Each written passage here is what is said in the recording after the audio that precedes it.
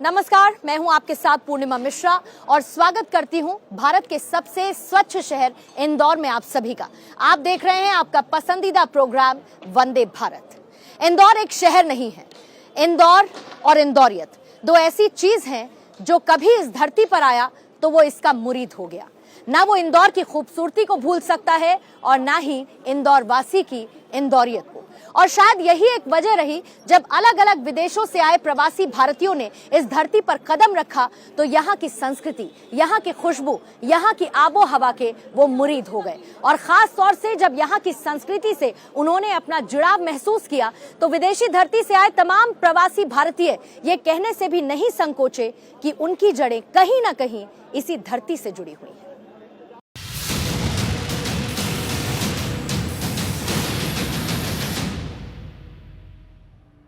इंदौर बुला रहा है प्रवासियों को, कह रहा है पधारिए, आपका स्वागत है। आज प्रवासी भारतीय सम्मेलन का दूसरा दिन था। दूसरे दिन प्रधानमंत्री मोदी ने प्रवासी भारतीयों के बीच वसुधैव कुटुंबकम का मंत्र दिया। इसके साथ ही भारत के स्किल को दुनिया के सामने रखा। यही प्रधानमंत्री मोदी का विजन है कि साल 2047 तक जब भारत अपनी आजादी के 100 साल पूरे करे तो हम सबको साथ लिखकर विकास की नई इबारत लिखें, क्योंकि भारत कहता है कि पूरी दुनिया के 8 अरब लोग हमारा परिवार है।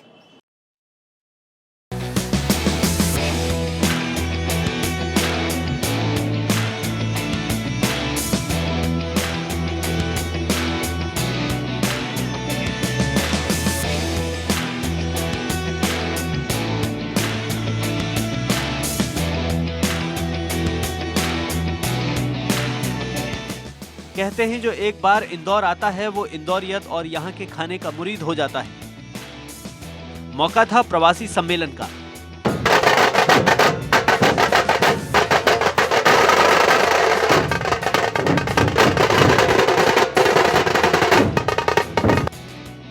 जमावड़ा था दुनिया भर में रह रहे तमाम प्रवासियों का। मौजूदगी थी प्रधानमंत्री नरेंद्र मोदी की और जगह मध्य प्रदेश का इंदौर। इंदौर पहुंचने पर पीएम मोदी भी इस शहर के मुरीद हो गए। स्वच्छता से लेकर खान पान तक पीएम ने इंदौर की खूबियों का जिक्र किया, क्योंकि इंदौर में मुस्कान और सुकून का दौर है। लोग कहते हैं कि इंदौर एक शहर है, लेकिन मैं कहता हूं इंदौर एक दौर है। ये वो दौर है जो समय से आगे चलता है फिर भी विरासत को समेटे रहता है।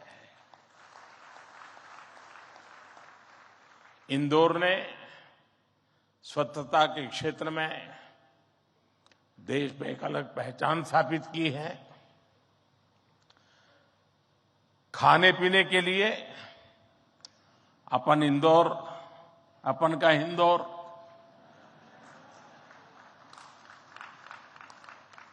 अपन का इंदौर देश ही नहीं पूरी दुनिया में लाजवाब है। इंदौर में 3 दिवसीय प्रवासी सम्मेलन चल रहा है, जिसमें 70 देशों से 3,500 से ज्यादा प्रवासी भारतीय शामिल हो रहे हैं। पीएम मोदी प्रवासी सम्मेलन में दूसरे दिन शामिल हुए। इस दौरान पीएम ने भारत की ताकत का एहसास दुनिया को कराया। आज भारत के पास न केवल दुनिया के नॉलेज सेंटर बनने का बल्कि स्किल कैपिटल बनने का सामर्थ्य भी है। आज भारत के पास सक्षम युवाओं की एक बड़ी तादाद है। हमारे युवाओं के पास स्किल भी है, वैल्यूज भी है और काम करने के लिए जरूरी जज्बा और ईमानदारी भी है। G20 की अध्यक्षता कर रहे भारत के पास मौका भी है और जिम्मेदारी भी। दुनिया के सामने भारत को साबित करने का मौका है। प्रधानमंत्री ने जन भागीदारी पर जोर दिया। इस वर्ष भारत दुनिया के G20 समूह की अध्यक्षता भी कर रहा है।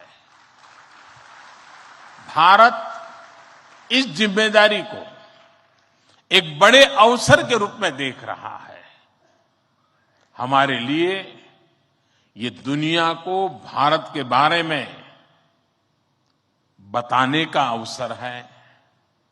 ये दुनिया के लिए भारत के अनुभवों से सीखने का, पुराने अनुभवों से सस्टेनेबल फ्यूचर की दिशा तय करने का अवसर है।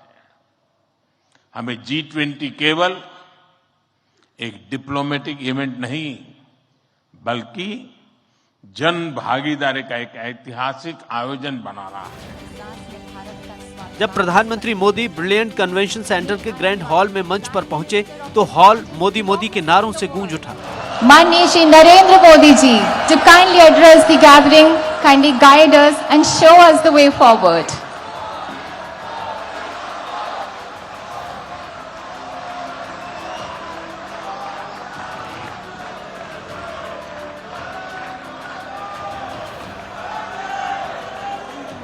प्रधानमंत्री ने कहा, अपनों से आमने सामने की मुलाकात की बात ही अलग है। इसका आनंद और महत्व अलग होता है।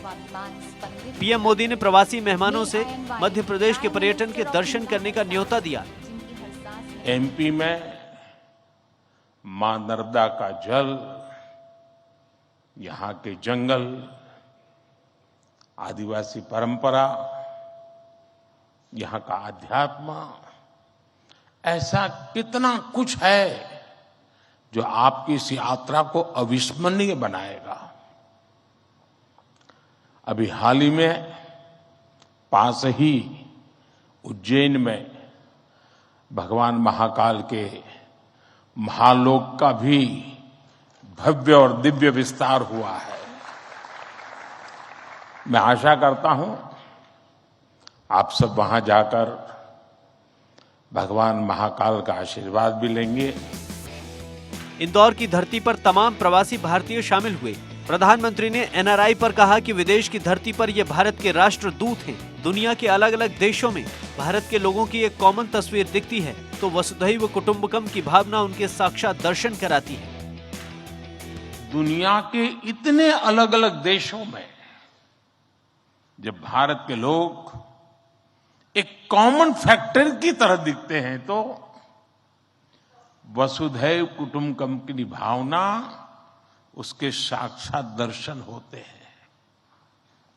दुनिया के किसी एक देश में जब भारत के अलग अलग प्रांतों, अलग अलग क्षेत्रों के लोग मिलते हैं तो एक भारत श्रेष्ठ भारत का सुखद एहसास भी होता है। दुनिया के अलग अलग देशों में जब सबसे शांतिप्रिय, लोकतांत्रिक और अनुशासित नागरिकों की चर्चा होती है तो मदर ऑफ डेमोक्रेसी होने का भारतीय गौरव अनेक गुना बढ़ जाता है। और जब हमारे इन प्रवासी भारतीयों के योगदान का विश्व आकलन करता है तो उसे सशक्त और समर्थ भारत, इसकी आवाज सुनाई देती है।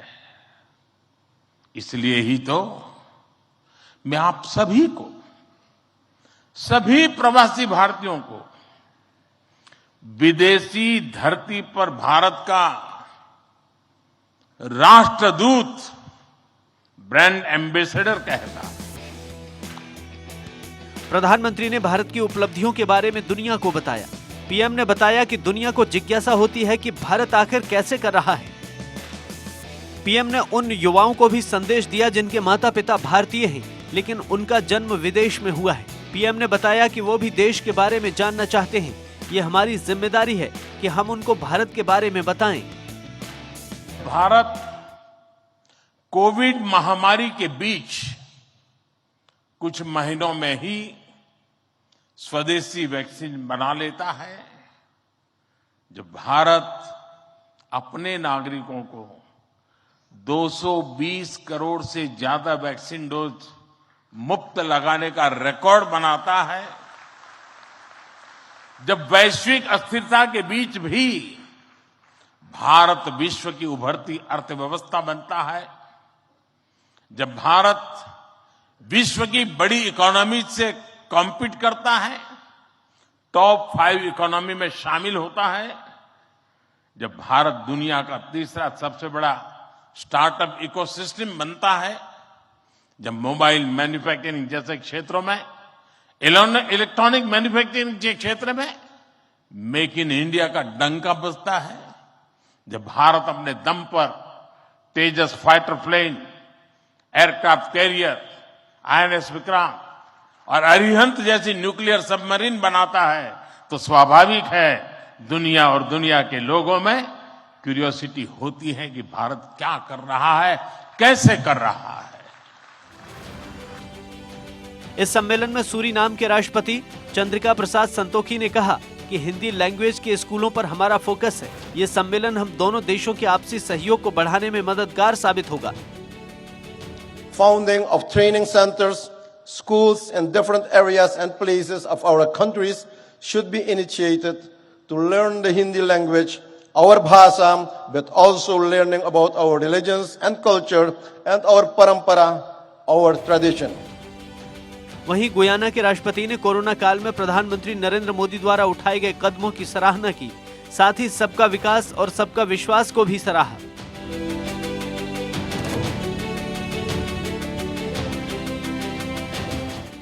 ये सम्मेलन भव्य है, आयोजन बड़ा है।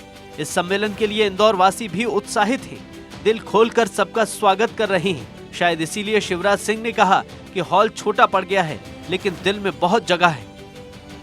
फिर आप सबका स्वागत करता हूं, अभिनंदन करता हूं और माफी चाहता हूं। हाल छोटा पड़ गया, लेकिन दिल में आपके लिए प्रेम की और स्नेह की कमी नहीं है। इंदौर सजा हुआ है, प्रवासी भारतीय भी उत्साहित हैं और जमकर इंदौर की इंदौरियत का लुत्फ उठा रहे हैं।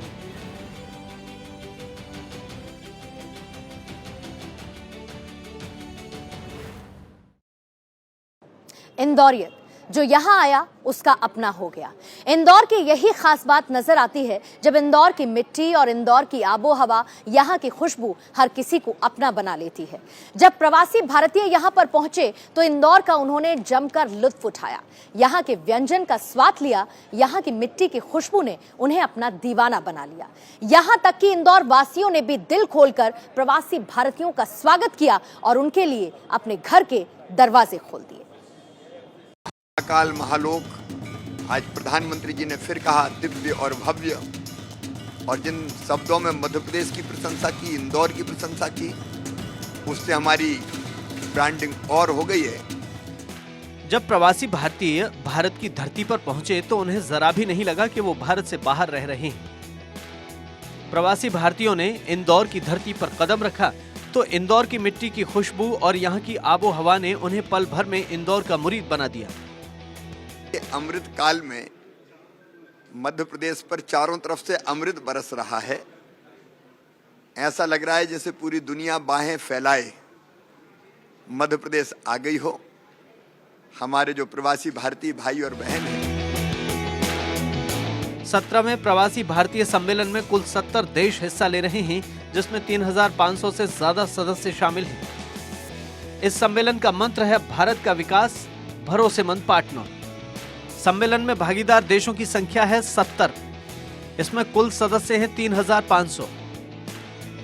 भारत की मिट्टी से जुड़े लोग आज दुनिया भर में अपनी जड़ें जमा चुके हैं, जहां न सिर्फ उन्होंने देश के विकास में अहम योगदान निभाया है, बल्कि विदेशों में भी भारतीय संस्कृति और परंपरा से परिचित करवाया है। यही वजह है कि जब कतर में रह रहे प्रवासी भारतीय इंदौर पहुंचे तो अपनी मिट्टी से जुड़कर उनकी खुशी का ठिकाना नहीं रहा। फिर चाहे वो इंदौर की आवभगत की बात हो या फिर इंदौर के लजीज खाने की बात, विदेशी धरती पर रह रहे प्रवासी भारतीयों की मिट्टी चाहे भारत के किसी भी राज्य से जुड़ी हो, लेकिन इंदौर पहुंचकर वो इंदौर के होकर रह गए। भारत ने प्रवासी भारतीयों का दिल खोलकर स्वागत किया। प्रधानमंत्री नरेंद्र मोदी, सूरीनाम के राष्ट्रपति चंद्रिका प्रसाद संतोखी और गुयाना के राष्ट्रपति इरफान अली ने मध्य प्रदेश के इंदौर में 17वें प्रवासी भारतीय दिवस सम्मेलन में कमेमोरेटिव स्टाम्प जारी किया। भारत के विकास में भारत को भरोसेमंद पार्टनर चाहिए, जिनकी कमी ये प्रवासी पूरा कर रहे हैं। इन प्रवासियों के जरिए ही भारत 2047 के लक्ष्य को पूरा करने में जुटा है। प्रवासी भारतीय मित्र भी या तो निवेश या निवेशकों को मध्य प्रदेश लाएंगे, क्योंकि वो मध्य प्रदेश के ब्रांड एम्बेसडर हैं। मध्य प्रदेश की खूबी पूरी दुनिया में बताएंगे। लेकिन ग्लोबल इन्वेस्टर समिट के लिए जो वातावरण बन रहा है वो भी अद्भुत बन रहा है। लगभग 82 देशों के लोग भाग ले रहे हैं। इंदौर में हो रहे प्रवासी भारतीय सम्मेलन का आयोजन जिस स्तर पर किया जा रहा है, उसका मकसद न सिर्फ विदेशी धरती पर रह रहे भारतीयों को दोबारा अपनी मिट्टी से जोड़ना है, बल्कि सरकार की कोशिश है कि आप दुनिया में जहां भी रहें अपने देश की मिट्टी की संस्कृति और परंपरा को हमेशा याद रखें। यही वजह है कि जब पीएम मोदी भी विदेश दौरे पर जाते हैं तब उनकी प्राथमिकता यही होती है कि विदेश में रह रहे अपने देशवासियों से मिलें। यही वजह है कि आज पूरी दुनिया पीएम मोदी की लीडरशिप का न सिर्फ लोहा मान रही है, बल्कि उनकी छवि अब वर्ल्ड लीडर की बन गई है। इंदौर दिल खोलकर प्रवासी भारतीयों का स्वागत कर रहा है। इंदौर के लोग भी यही चाहते हैं कि प्रवासी आएं तो उनके घरों में ठहरें। यहाँ से बाहें फैला के आप सब मध्य प्रदेश पधारे हैं, लेकिन मध्य प्रदेश और इंदौर ने भी कोई कसर नहीं छोड़ी है। अपने दिल के दरवाजे भी खोले हैं और अपने घरों के दरवाजे भी खोले हैं। माड़ने मड़े हुए हैं, रंगोली सजी हुई है, विद्युत बल्ब की लड़ियों से इंदौर को सजाया गया है। और इंदौर में झगड़ा इस बात का था कि होटल में क्यों ठहरा रहे हो, हमारे घर ले आओ ना हमारे प्रवासी भारतीय भाई और बहनों को। पीएम मोदी की तरफ से सभी प्रवासियों को लंच परोसा गया। भारतीय व्यंजनों का प्रवासियों ने स्वाद चखा। बहरहाल इंदौर इस वक्त मेहमानों की मेहमान नवाजी में व्यस्त है। ऐसे में यहाँ आए प्रवासी भारतीय न सिर्फ इंदौरियों की आवभगत से मंत्रमुग्ध हैं, बल्कि ये 3 दिन उनकी जिंदगी के सबसे यादगार पलों में हमेशा हमेशा के लिए दर्ज हो गए।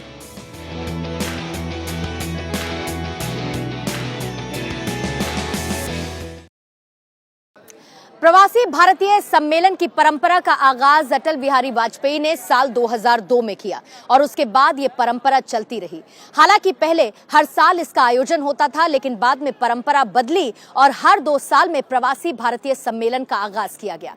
लेकिन इसके साथ ही आपके लिए जानना यह भी बहुत महत्वपूर्ण है कि आखिर क्यों प्रवासी भारतीयों का योगदान भारत में महत्वपूर्ण बनता है। आपके लिए यह भी जानना जरूरी है कि आखिर क्यों प्रवासी भारतीयों के लिए एक बड़ा मंच भारत में इंडियन डायस्पोरा का इस तरीके से तैयार किया जाता है और सरकार इस बात का खास ध्यान रखती है कि प्रवासी भारतीयों को भी भारत के लिए महत्वपूर्ण महसूस कराया जाए।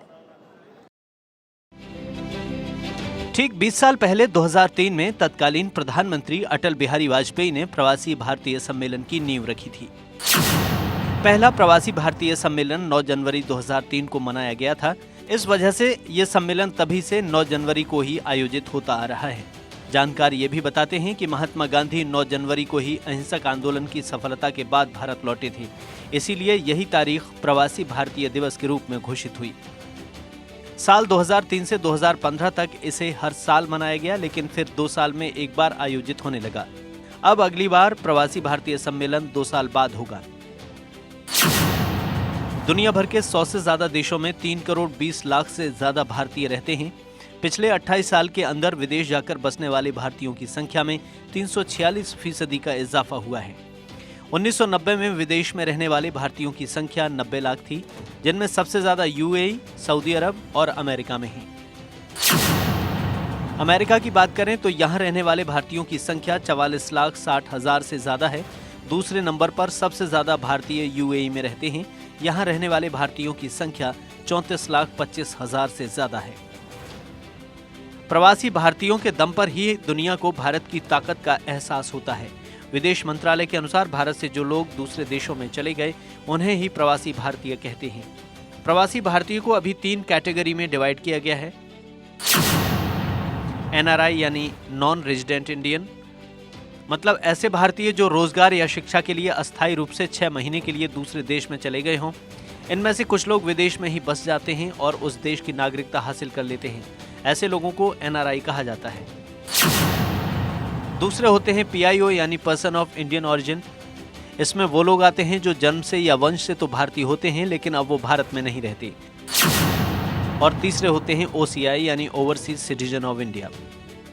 इनमें वे लोग आते हैं जो 26 जनवरी 1950 को या उसके बाद भारत के नागरिक थे या उस तारीख पर भारत का नागरिक बनने योग्य थे, या 15 अगस्त 1947 के बाद भारत का हिस्सा बने किसी क्षेत्र से संबंधित थे, या ऐसे व्यक्ति का बच्चा या पोता जो अन्य मानदंड पूरे करता हो, हालांकि अब दूसरे देश में रहता हो। दुनिया भर में प्रवासी भारतीयों का काफी दबदबा है। 70 से ज्यादा भारतीय मूल के नेता हैं जिन्होंने दुनिया के अलग अलग देशों के सर्वोच्च पदों को हासिल किया है। सबसे ज्यादा 9 बार मॉरिशस में भारतीय मूल के नेताओं ने राष्ट्रपति या फिर प्रधानमंत्री का पद संभाला है। इनमें सर शिवसागर रामगुलाम सबसे पहले हैं। शिवसागर 14 साल तक मॉरिशस के प्रधानमंत्री रहे। इनके पिता भारतीय थे और कुशवाहा समाज से आते थे। 1968 से 1982 तक शिवसागर मॉरिशस के प्रधानमंत्री रहे। इनके अलावा अनिरुद्ध जगन्नाथ पहले प्रधानमंत्री और बाद में राष्ट्रपति रहे। वीरासामी रिंगादू, कसम उतीम, नवीन रामगुलाम कुशवाहा, कैलाश पुरयाग, अमीना गरीब फकीम, प्रविंद जगन्नाथ, पृथ्वीराज सिंह रूपन भी मॉरिशस के प्रधानमंत्री और राष्ट्रपति रह चुके हैं। दूसरे देशों में सर्वोच्च पद पर बैठने वाले भारतीयों की लिस्ट काफी लंबी है, जिनमें सिंगापुर के राष्ट्रपति हलीमा याकूब, पुर्तगाल के प्रधानमंत्री एंटोनियो कास्टा, मॉरिशस के प्रधानमंत्री प्रविंद जगन्नाथ, मॉरिशस के राष्ट्रपति पृथ्वीराज रूपन, सूरीनाम के राष्ट्रपति चंद्रिका प्रसाद उर्फ चांद संतोखी, गुयाना के मौजूदा राष्ट्रपति इरफान अली, सेशेल्स के राष्ट्रपति वेवल राम खिलावन, अमेरिका की उपराष्ट्रपति कमला हैरिस, ब्रिटेन के प्रधानमंत्री ऋषि सुनक का नाम शामिल है। ये सभी लोग भारतीय मूल के हैं। इसके अलावा दुनिया भर की टॉप 50 से ज्यादा कंपनियों में 17% से ज्यादा चीफ एग्जीक्यूटिव ऑफिसर यानी सीईओ भारतीय मूल के ही हैं। गूगल के सीईओ सुंदर पिचाई, माइक्रोसॉफ्ट के सत्या नडेला, एडोब के शांतनु नारायण, चैनल की लीना नायर, आईबीएम के अरविंद कृष्णा, मास्टरकार्ड के अजय पाल सिंह, अरिस्टा नेटवर्क्स की जयश्री उलाल, नेट ऐप के जॉर्ज कुरियन समेत कई ग्लोबल कंपनियों के सीईओ भारतीय मूल के ही हैं। दुनिया में रहने वाले प्रवासी भारतीय अपने देश की मदद करने में भी पीछे नहीं हटते। पिछले साल यानी 2022 में प्रवासी भारतीयों ने सबसे ज्यादा $100 अरब रुपए भारत भेजे। पूरी दुनिया में भारतीयों का डंका बज रहा है। भारतीयों ने भारत की पहचान को दुनिया के कोने कोने तक पहुंचाया है। पीएम मोदी जब भी विदेश जाते हैं तो प्रवासियों से जरूर मिलते हैं, उन्हें भारत आने का न्योता भी देते हैं। वहीं इंदौर में प्रवासी आकर खुद को भारत से जुड़ा हुआ महसूस कर रहे हैं।